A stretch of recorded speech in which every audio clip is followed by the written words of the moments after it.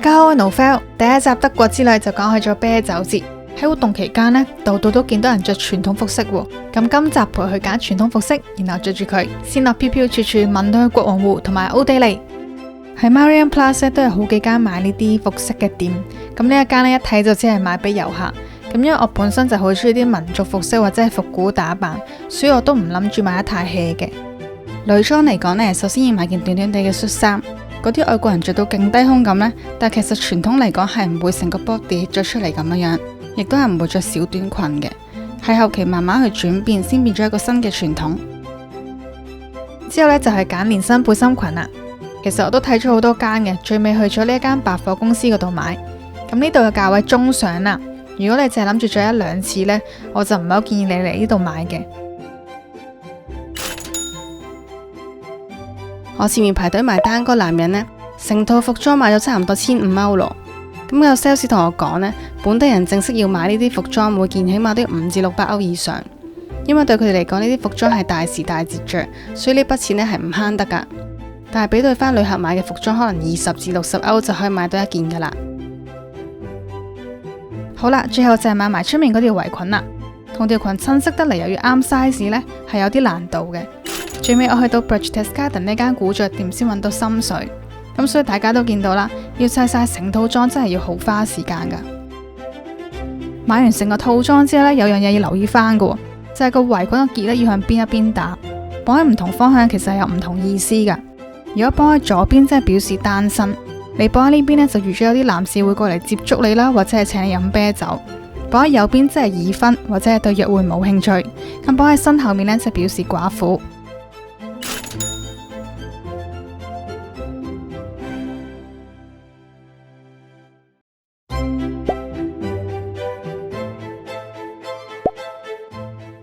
我哋坐火車嚟到呢個東南邊嘅邊境小鎮 Berchtesgaden， 我會去德國最乾淨同埋最靚嘅湖——國王湖，同埋奧地利 Salzburg， 即係莫扎特嘅出生地，同埋仙樂飄飄處處聞嘅拍攝場地。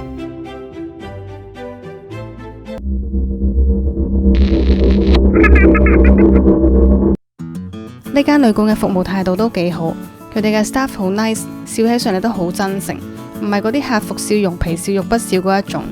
除咗有個前台職員喺我 check in 嘅時候老點我，話早餐要收費，但後尾有個職員同我講，只要係住客就可以免費食早餐咯。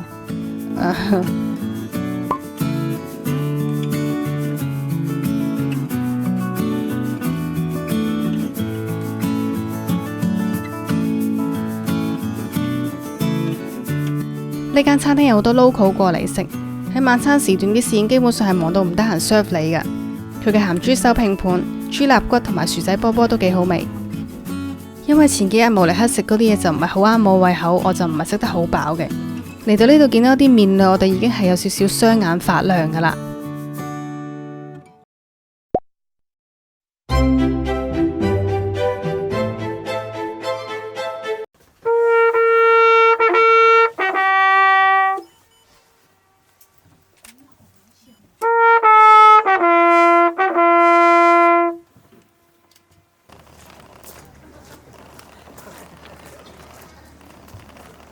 我哋而家呢就落嚟船嗰度呢，20分鐘之後就上返船。哇！呢度影好靚喎，嗰個湖好綠，好翠綠咯。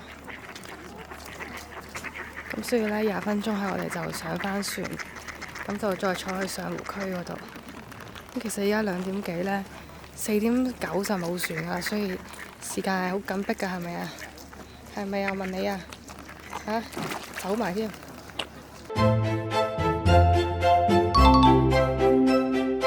國王湖被譽為德國最靚同埋最乾淨嘅湖。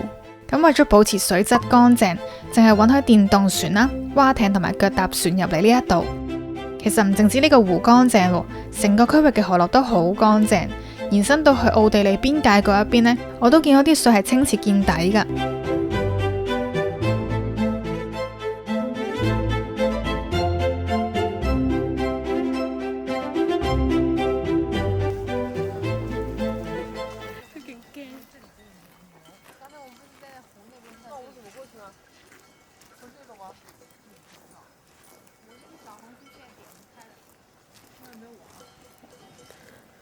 摸唔摸到一扮冇？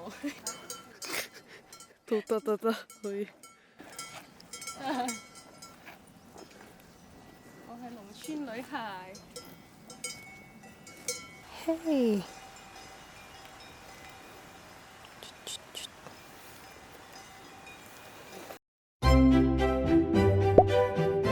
因為 Birches Garden 同埋奧地利 Salzburg 都係靠近邊境，所以坐巴士過去就係需要1個鐘嘅時間。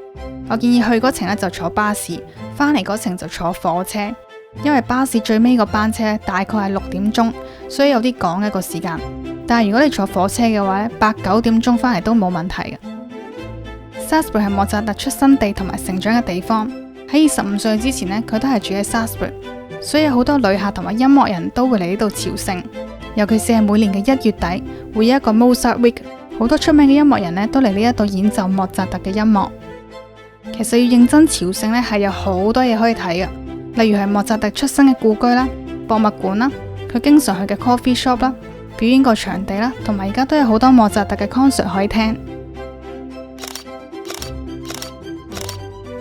雖然我去咗國王湖影仙樂飄飄處處聞，但係真正嘅拍攝場地其實喺 Salzburg 同埋近郊嘅地方。而呢個皇宮亦都係其中一個拍攝場地。